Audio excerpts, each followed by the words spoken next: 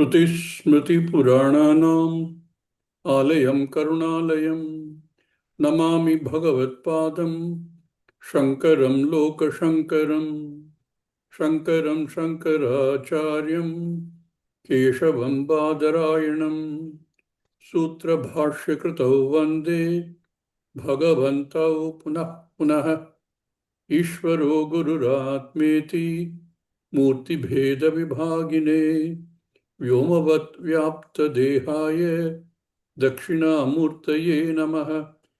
ॐ नमः प्रणवार्थाय शुद्धज्ञानैकमूर्तये निर्मलाय प्रशान्ताय दक्षिणामूर्तये नमः।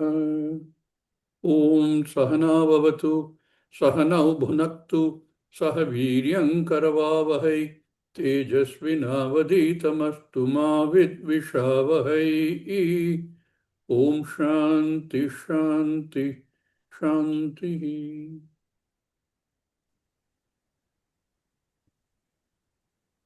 कटाक्षकिरणाचान्त नमन्मोहाब्धये नमः। नमन्मोहाब्धये नमः। अनन्तानन्दकृष्णाय अनन्तानन्दकृष्णाय जगन्मङ्गलमूर्तये जगन्मङ्गलमूर्तये। We were still reading the second verse, which is really the first verse of the Upadesha. So who is going to read it? I recommend you read the verse first and then we start from wherever we left off in the last class. Who will read?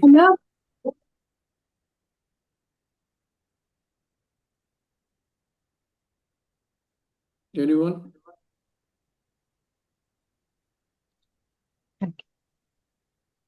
Swami, I can read. Swami. Okay. Read the verse first. Yes, Swami.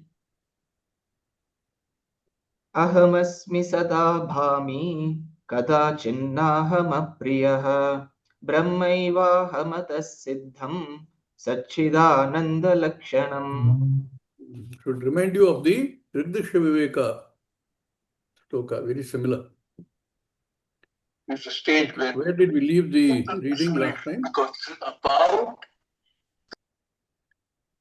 Swami, Page 25, second paragraph, we have to start, Swamiji. Page 20? 29. 29. 29. 29. Oh. 29. Questionnaire. Questionnaire. Just Okay. before the question. Yeah. Okay. Interesting question somebody's come up with. Yeah. Swami, I think maybe the previous paragraph is needed for this. Yeah, then you can find the connection. Read that. Yeah. Previous paragraph starts with Ataha Siddham means therefore it is established. QED, quod erat demonstratum. For this reason, it is established.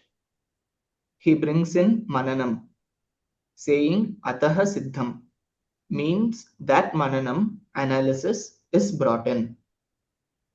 Therefore, the whole book is going to be a sadhana for the sadhyam. What is sadhyam? Vakyartha. Vakyartha is what?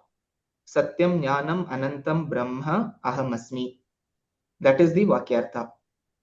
That Vakyartha is achieved already. Siddha Vishaya.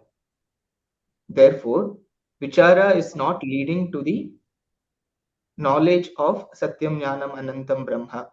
Vichara is purely an analysis to eliminate all the doubts that are against the Vakyartha. Vichara is not Pramana. Therefore, this logic, etc., which is going to be used is not exactly the Pramana. Then what is it? It is an analysis to help you see that the meaning of the Vakyartha is true. Correct. If you look at our understanding in two steps, one, when we recognize the mithyatvam of the Jagat, that everything here is only mithya. does not have an independent reality. That is the first thing. Therefore, we look at the Karana Karya Prakriya. And the Shastra shows that everything here is a product of the Karanam. And because that is a logic we all understand very easily, because that's how we see in the world. There are so many things for which there is a hetu, there's a Karanam there. And that Karyam, whatever is produced, is non-separate from the Karanam. This, we know, the whole Jagat is nothing but cause and effect. There's a cause, there's an effect. There's a cause, there's an effect. Everything is like that. So to understand that one Brahman, and we for the moment think of Saguna Brahman as the Karana Brahman, and that Saguna Brahman is non-separate from all the Karya, the entire Jagat. Everything is non-separate from that. Like every golden ornament is non-separate from gold. You take out the gold from any of those those gold ornaments, nothing is left. Whether it's a chain or a bangle or a ring or whatever it is. With that kind of an understanding, we recognize, with some difficulty initially, that the whole Jagat is non-independently existing. It gains its existence from its adhishthanam, which is the Karanam. That is the first step. Now, this text, like we started saying, is a manana grantha. This much is not very difficult to figure out. And if you want a step 2a, this includes also the body-mind sense complex. All my sharira, my thoughts, my feelings, my emotions, everything inclusive is part of the Jagat. That is also not very difficult to arrive at. The second step, which is the final ultimate knowledge of the Satyam, is that Karanam is I. I am the Jagat Karanam. In fact, better still, I is the Jagat Karanam. Because the I that I recognize as I, very often referred to as Pratyagatma, also called Atma, is non-separate from Ishvara. No, not even non-separate, is Ishvara. Because we look at what is non-different and recognize that all the differences that we see are superficial differences. Like our famous Devadatta. All the differences of the Devadatta today compared to Devadatta of 30 years ago are all only superficial. In and through all of them, we recognize Devadatta. So when we come to that stage, this is the stage that this text is going to be focusing on largely. That I cannot be anything but that Brahman, which is defined as, which Lakshana is Satyam Jnanam Anantam. We have to look at each of those words. What does Satyam mean? What does Jnanam mean? What does Anantam mean? When you analyze it, you will come to the conclusion that Satyam is the same as Jnanam, which is the same as Anantam, which is the same as Satyam. They're all the same. They mean the same. And that Satyam Jnanam Anantam Brahma is Aham. Therefore, when you say Aham Brahmasmi, it becomes very clear. So this second portion is where the focus is going to be on this entire text of 26 verses we will be studying. This second verse is the starting point. He's defined the Pratyagatma and looked at the Swarupa Pratyagatma as being Sada Asmi, Sada Bhami, Kadachin Na Apriyaha, which is the same thing as Brahman, Sat Chit Ananda. And all mean the same thing. Therefore, Siddhavastu, QED. That is the way it's going to develop. And then he will take each one of these and go into some detail. So that's why this paragraph is saying. And then we have one questioner coming up with a very interesting question. Will you continue reading, please? Yes, Swamiji. Swamiji, suppose I see it is true, then would you say I am enlightened? Swamiji says, at least you are lightened, okay? Lightened of the load of doubts, etc. The more you are lightened, the more you are enlightened. Because you are Brahman. You don't require anything to lighten you further. These doubts, etc., have to be eliminated. The Shastra Artha remains as it is. Vakyartha remains as it is, untouched. Already you are Asanga, and when all doubts, etc., go away, you remain untouched all the time, untouched by anything. So your own buddhi does not stand against you. When there are problems, it means that we are standing against ourselves. Atmaiva hyatmano bandhuhu atmaiva ripuratmanaha. What a beautiful quote. Now, if you look back on the Bhagavad Gita, you will understand this even better. One is one's own enemy or one's own friend. If you stand against yourself because you have in your buddhi arrived at some conclusions and that is clashing with what Shastra is telling us, you're your own enemy till you resolve that. Because otherwise you will not go forward. Now you go back and read that particular verse again. I think you'll enjoy it. Yeah. We are inimical to ourselves. That enmity goes away in the wake of right understanding. That is the whole Shastra. The commitment of the whole Shastra is to unfold Brahmaiva Aham Satchidananda Lakshanam. Brahmaiva Aham is the knowledge. Kim Tad Brahma Satchidananda Lakshanam. Satchidananda Lakshanam Yad Brahma Asti Tad Brahmaiva Aham. Pratyagatma is Brahman. Brahman is not separate from I, and I am not separate from Brahman. Brahma is Satyam Jnanam Anantam. If you can understand Brahman as Satyam Jnanam Anantam, that understanding should include Atma also. Because Brahman is not presented as something independent of Atma. Here the Atma refers to what we all often call Pratyagatma, what looks like an individual Atma within each individual. Pratyagatma, literally the inner Atma, not separate from Brahman. Divyansh, were you saying something? No, Sorry. I'm just asking the Sakshi, right?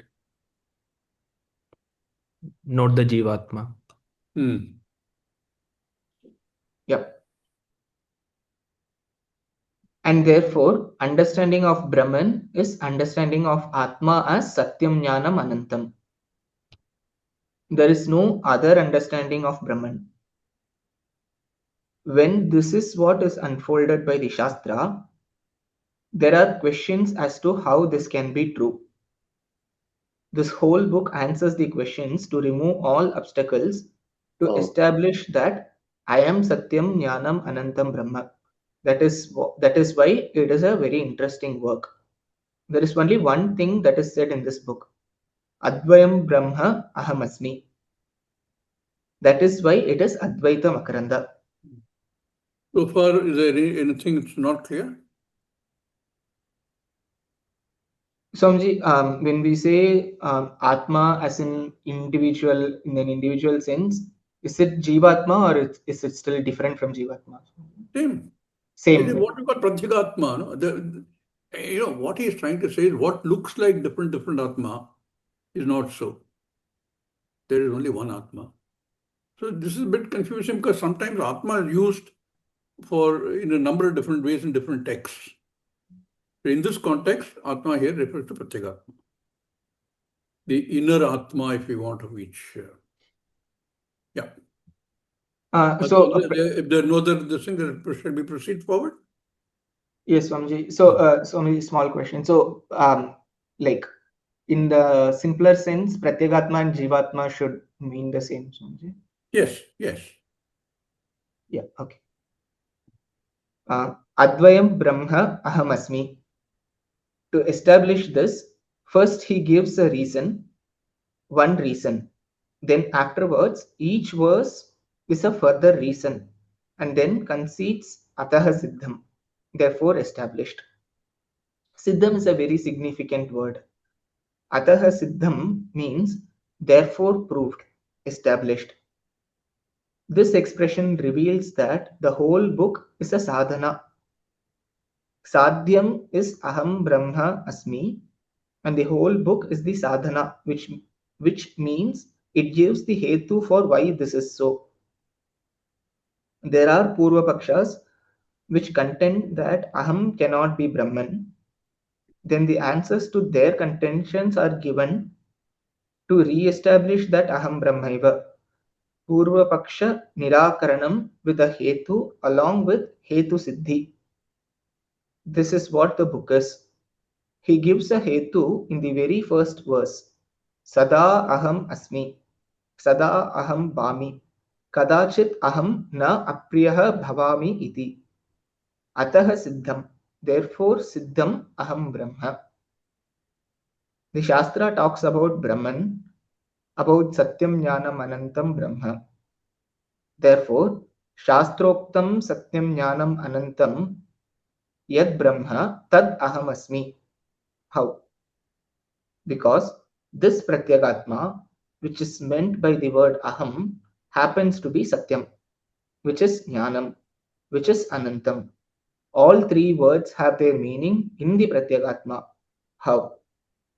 Sada aham asmi, sada aham bhami, kadachit aham na apriyaha bhavami. This sada aham asmi means I always am. Sada means at any time. He's going into the meaning of Sada.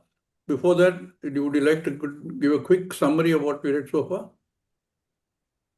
far? Yes, Swamiji. So I'll just start. Okay. Questionnaire asks, okay, if I see that aham, like aham sadasmi, as per the verse, whatever it says that, okay, I am always asmi. I think connection is going. Problem of the connection. Am I audible now, Swamiji? Yeah, we can hear. Okay. So the questionnaire asks. The question is, he's saying, Swamiji, suppose I see it is true. The connection, I think my connection is unstable. Yeah, Swamiji's connection is unstable, I think. We are all able to hear. Swamiji, you can try switching off the video and let's see. Yeah, let me try. Yeah, now read Yes, that again. Yes, Swamiji. So the questionnaire says, suppose I see it is true. So what is it that he's saying that I see it is true is the Vakyartha. Vakyartha of Satyam Jnanam Anantam Brahma. That is Aham Satyam Jnanam Anantam Brahma is the Vakyartha, which if I see true, then am I enlightened? So here Swamiji says in a funny way that at least you are lightened. Okay, so this like the whole process of this inquiry or vichara or our journey is to understand which is already established. So there is no, I'm not becoming Brahman, I'm not becoming Satyam, I'm not becoming Jnanam. It is already there. And my ignorance of myself that, okay, I cannot see, I'm seeing myself as a limited being. So I'm just trying to understand what Shastra says by eliminating all my doubts. So once my doubts are eliminated, then the Vakyartha is established. Then that is the whole process of understanding what is said in the Shastra. While these doubts are getting cleared, we feel lightened in the sense that, okay, we are trying to understand ourselves to be this Satyam Jnanam Anantam, therefore infinite. So this whole journey itself is like, in a way, okay, let's say we attend a class or we attend a camp, we feel lightened. So why do we feel lightened? Because our doubts get cleared and we see ourselves, like we try to see our true nature within the limited sense, right? So while we try to continue that pursuit, we feel lightened. And while these doubts are cleared, yes, we eventually understand our own nature, and that is the enlightenment. So it is not the seeing the statement to be true, but for me to understand that, okay, this is my own nature. I don't have to prove or I don't have to establish that, it is already an established fact. And in this text, as Swamiji was saying, like in each verse, there is a reason or there is a logic provided for us to see or for us to clear our doubts. So when it says Aham Sada Asmi, I always am. How I am always?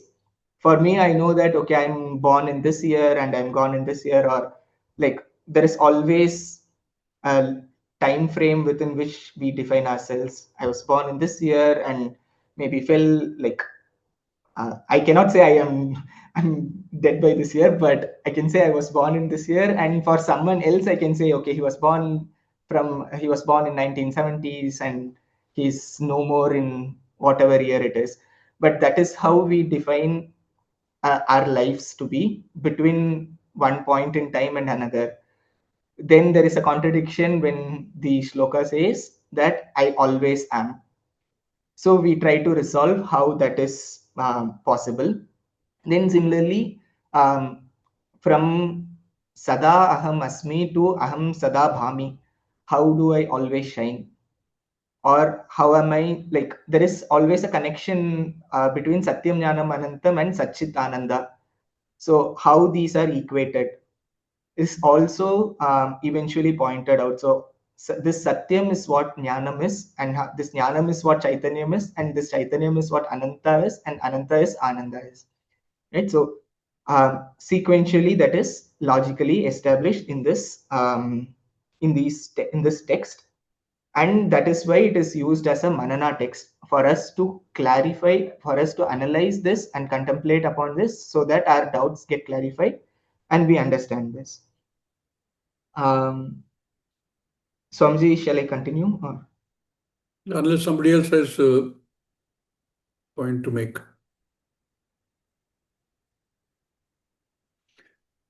The key thing that will probably come further, I will read that. To understand Satyam is same thing as Jnanam, same thing as Chaitanyam, same thing as Anantam. How they are the same, one has to understand. They'll probably be covered later in this thing, but keep that in mind. Yeah. Yes, Swamiji. Maniji, were you trying to unmute? Were you trying to say something? I saw your video. You are on mute, Ji. I can try to unmute.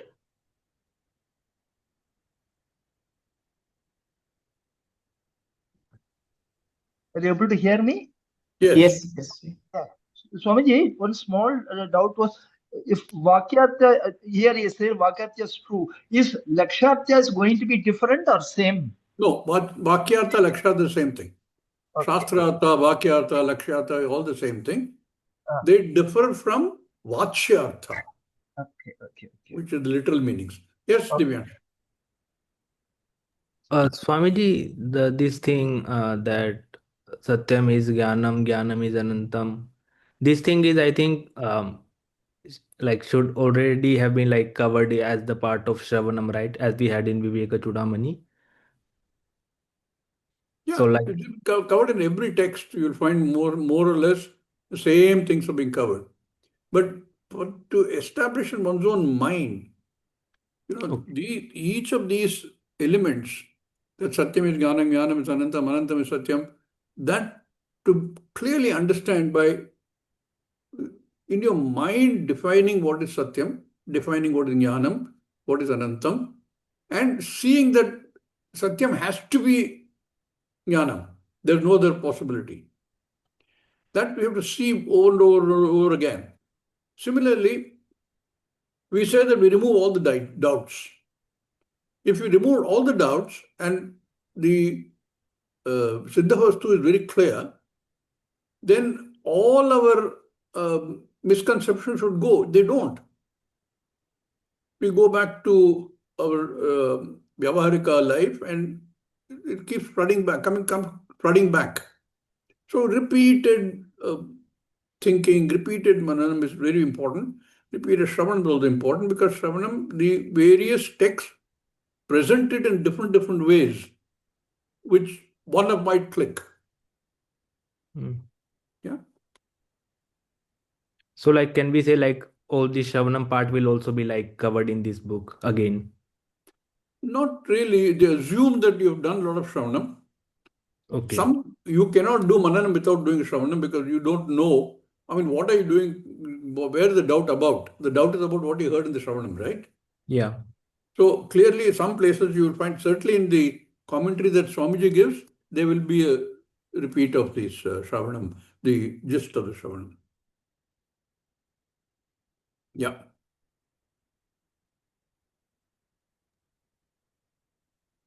This Sada Aham Asmi means I always am. Sada means at any time. I don't cease to exist ever. That is the meaning. Aham na asmi iti na. Aham na asmi iti na. Okay. But how can you say Aham always asmi? There are times when I am not. This is the contention of a questioner. Another Purvapakshi is coming up with another doubt, which we need to clear. Swamiji says, when is it that you are not? Questioner, Sushuptau na asmi. In deep sleep, I am not.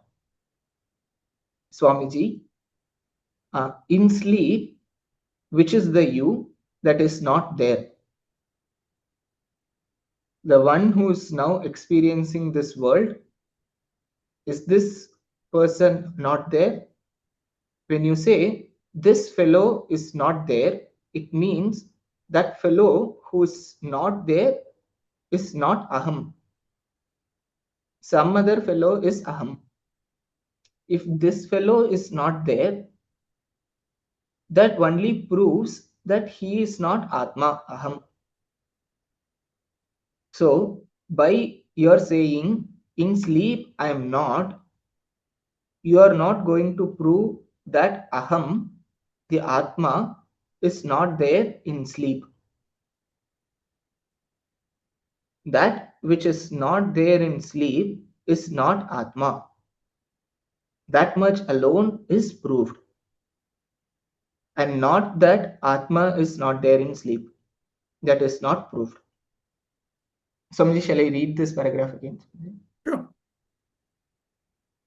In sleep, which is the you that is not there? The one who is now experiencing this world, is this person not there? When you say this fellow is not there, it means that fellow who is not there is not Aham. Some other fellow is Aham.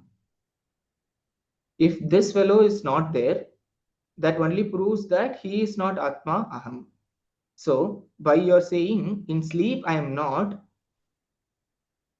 you are not going to prove that Aham, the Atma, is not there in sleep. That which is not there in sleep is not Atma. That much alone is proved. And not that Atma is not there in sleep. That is not proved. Questioner, no. In sleep, Atma is not there. Swamiji, how do you know Atma is not there in deep sleep? Questioner, Atma is not there in sleep because there was no experience at all in deep sleep. Swamiji, who is saying there was no experience at all? The statement shows that there is ahankara abhava. And at the same time, the aham is still there. You're saying that aham is not there. Okay, you're saying that aham is not there only reveals the fact that aham asmi, sada aham asmi. Questionnaire. All right. In sleep, I am there. Atma is there in sleep. But in sleep, I am a different Atma. In dream, I am a different Atma. And in waking, I am a different Atma. There are three Atmas here. Swamiji, that is also not true. In sleep, there is a survivor which we call Atma, which survives even though the waking fellow is not there and the dreaming fellow is not there. Atma survives in sleep. Therefore, that alone should be taken as Atma because everything else is Bhadita.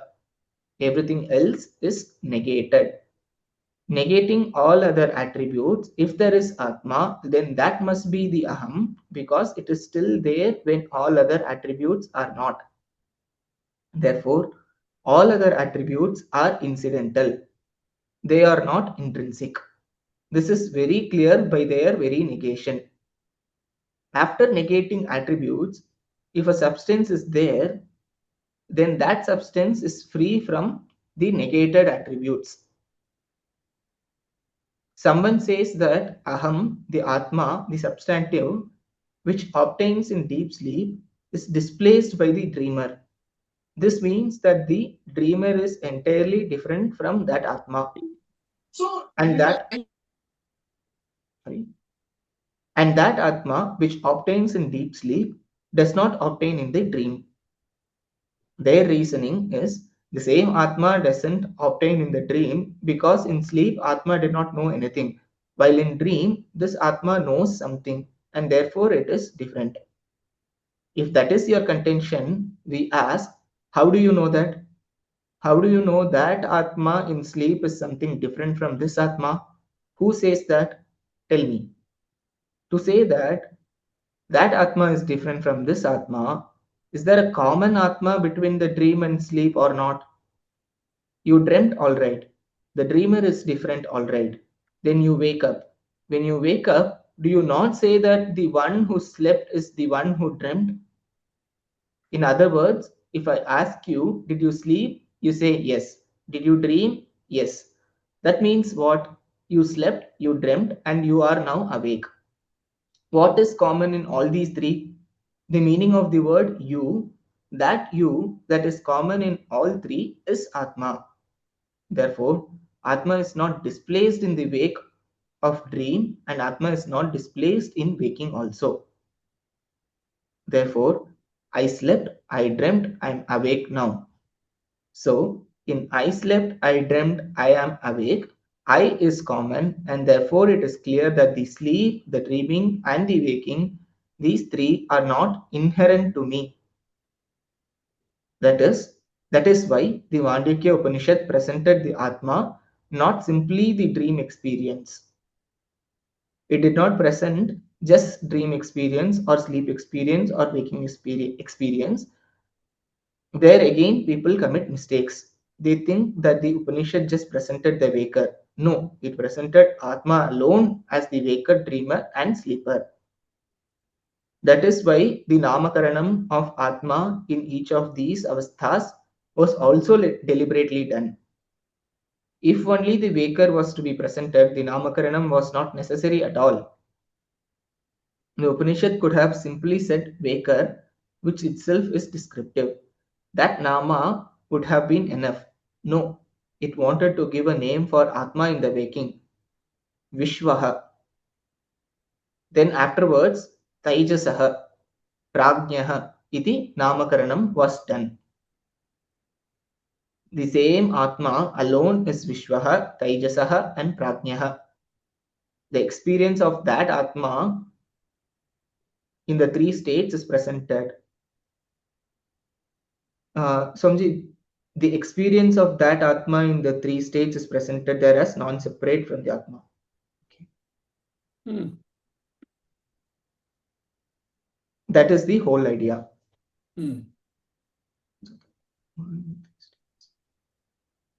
Therefore, the whole thing that is there in the dream is the Atma alone. In waking also it is Atma alone. In sleep also there is Atma alone. Atma is present in all three states of experience.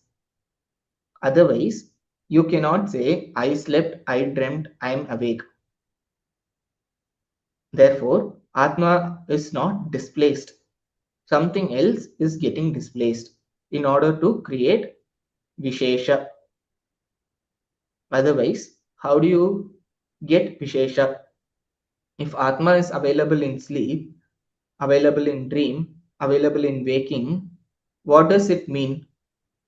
Atma should be the same, but there is a difference. Vishwa Taijasa and Prajna iti. Therefore, there are some differences, and these differences have nothing to do with the Atma. These differences are incidental. They are not the attributes of Atma. This is what we say. They, Vishwa, Taijasa, and Prajna, are not there at all times. So, Vishwa cannot say Sada Ahamasmi. Taijasa cannot say Sada Ahamasmi. Similarly, the Prajna sleeper also cannot say Sada Ahamasmi. Therefore, Sada Aham Asmi means without being a sleeper, without being a dreamer, without being a waker, I am. And without being any Antarala Avastha, in between the waking and the dream, or if there is any other Avastha, without being that Avasthavan Purusha, Atma always is. That is the Atma. Sada Aham Asmi, with reference to the three states of experience. Is that clear? Divyan shared something. Yes, Swamiji. So, um, so Swamiji, when we say that in deep sleep, the Antakarana is in the like seed state, like it's not there. So the memory is also not there. Um, in this dream and waking, the memory is working, and later on I can recall that okay, I was there. But the if in this like sleep the memory is not there and Atma also does not have any states that I can recall, then how I in waking I am able to say that okay, I was You sleeping. tell me. Think about it. Tell me how it can be possible. See, I see there is a word gap. you use, it is not there. You have to be careful about what you mean by that. In the waking state, your Sthula Sharira, Sukshma Sharira, and Karana Sharira all are manifest. Yes. You can experience all of them. In the dream state, Sthula Sharira is not manifest. It is not that it is not there. It is there. It is not manifest.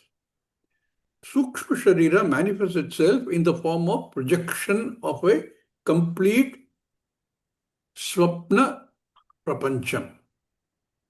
That is how it is manifesting itself. Now that also includes memory. When in the deep sleep state, neither Sthula Sharira nor Sukshma Sharira is really manifest. They go into unmanifest state. Because next morning they manifest, no? Yes. When you wake up, they manifest again. They only go into unmanifest state. What remains is only what Mandukya refers to as prajna. Really only the not knowing anything at all. No capability to know anything. That's all that remains. But when you wake up the next morning, your Sthula Sharira becomes manifest, your Sukshma Sharira also becomes manifest, and recalls that you slept well. I slept like a dog. I slept like a log, sorry. I was reminded of an old Beatles song. Been a hard day's night, whatever. I know old people remember that. So it is not that everything disappears. It is there. Just like we say, for example, Jagat never disappears. Jagat is there. But what is the perspective that you see it with? In this understanding of using the avasthatraya is only a showing that using the avasthatraya, Jagrat, Swapna and Shushupti, we say that the Jagrat avastha, what is present as waker, is not there in the other two states. Waker is not there. Waker has become unmanifest. Similarly, the dreamer in the Swapna avastha means state of being. Tha dhatu there also. That the one who we call the dreamer is different from the waker, because waker is no more anymore available to us as manifest form. Nor is the deep sleeper. So each is negated in the other state. When you are in a waking state, dream and deep sleep are negated, unless you do daydreaming. You sit there and build castles in the air. But they're not there. The dreamer is not there. The sleeper is not there. Similarly, when you're in deep sleep state, the dreamer is not there. You don't ever dream in deep sleep state. Nor is the waker there. So these are mutually exclusive things. One is negated in the other state. And yet, there is something common. There is something you recognize as being that which exists in waking state, that which exists in dream state, that which exists in deep sleep state. Something is there. Otherwise, you cannot connect them. They're all different things. Each one is got what Swamiji called baditha. Baditha means it is negatable. But something else is there which is an absolute against which you see all this and see them as changing. That something is Atma. In Mandikya Upanishad, it's called Turiya. So one has, many of these things you will find. In fact, there's a sentence I saw in the beginning of this paragraph which I thought was interesting.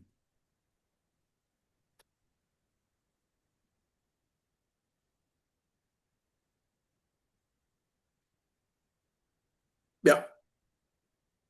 This Sada Aham Asmi means I always am. Sada means at any time.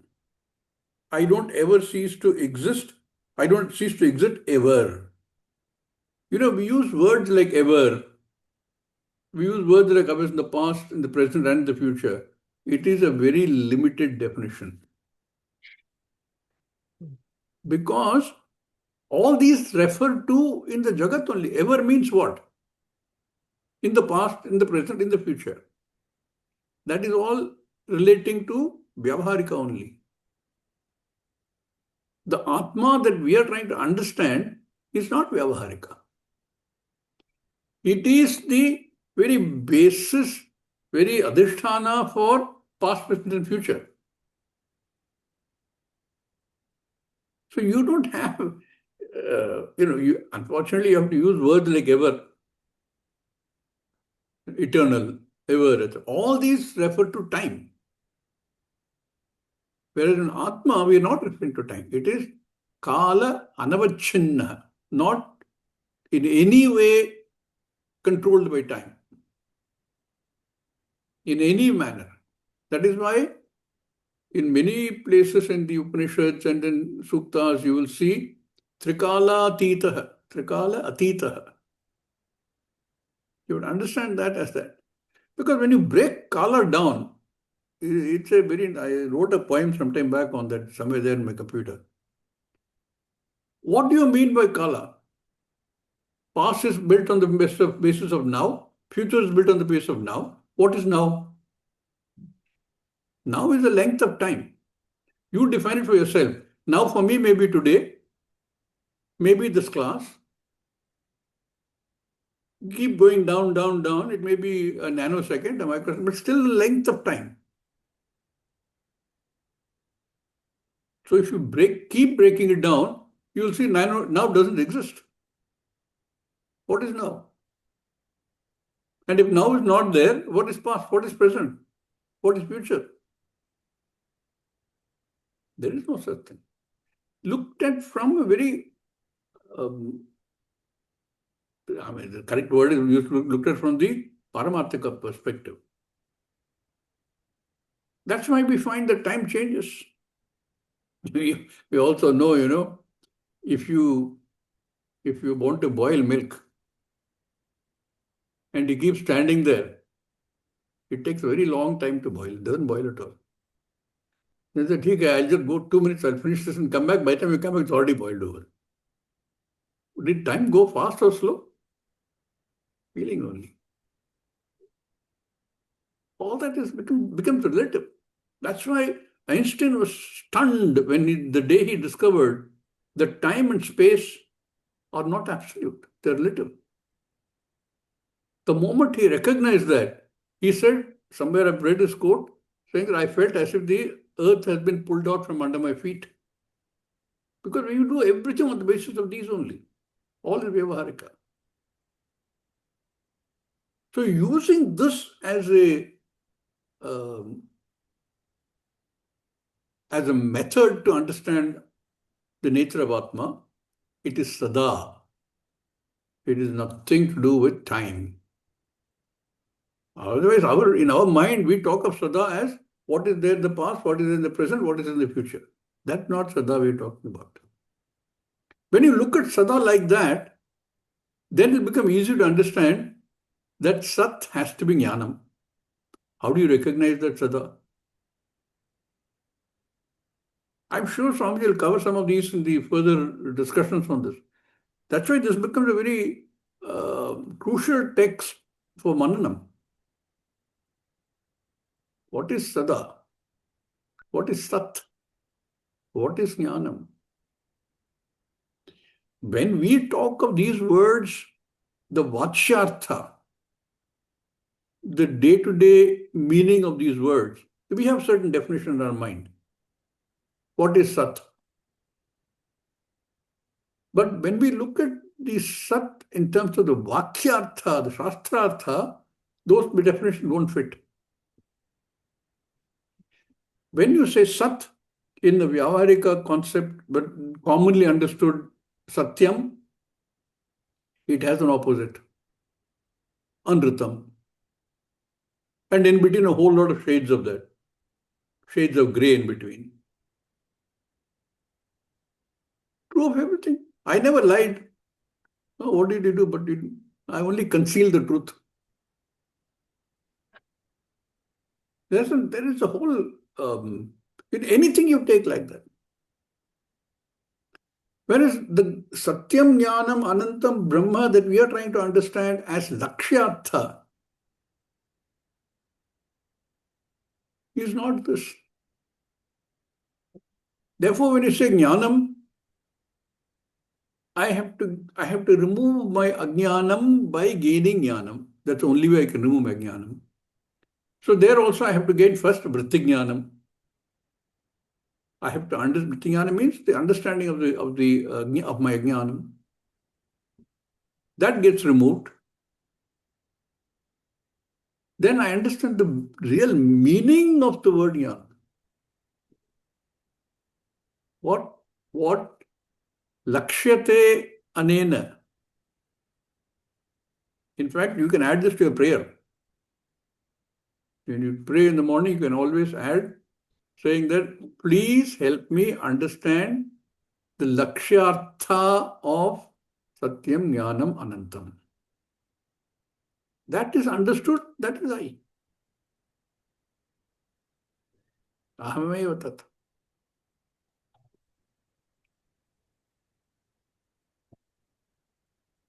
Satya, Jnana, Ananta Padanam Lakshyarthameva Yatum Ichukah.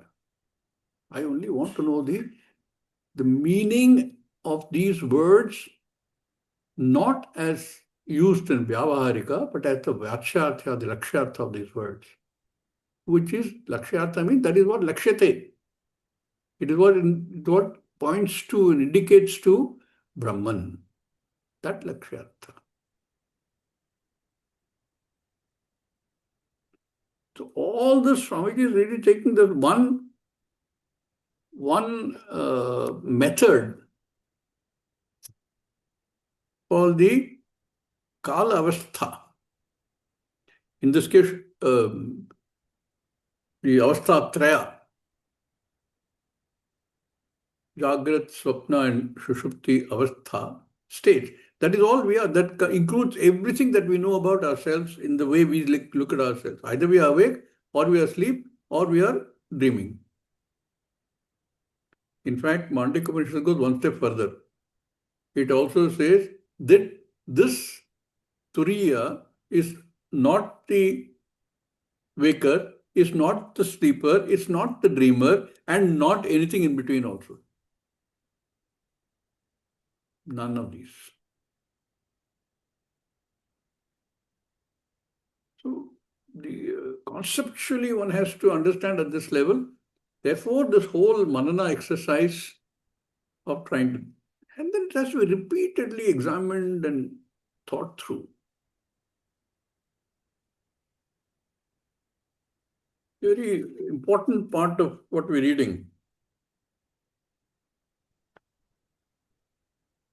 So he brought himself a couple of questions. That questioner asked, Atma is not there in sleep because there was no experience in deep sleep at all. And yet next morning that you were asleep, you slept like a log.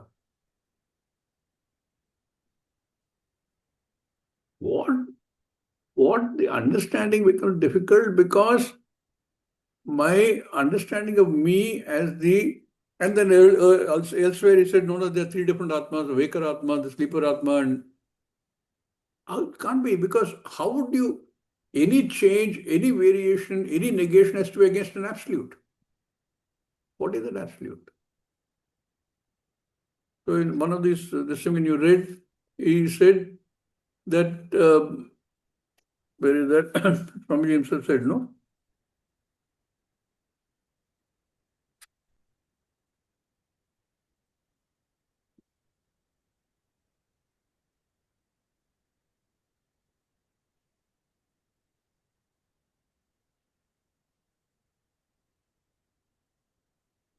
In sleep, if somebody says, in sleep I am not, then you're not going to prove that Aham, the Atma, is not there in sleep.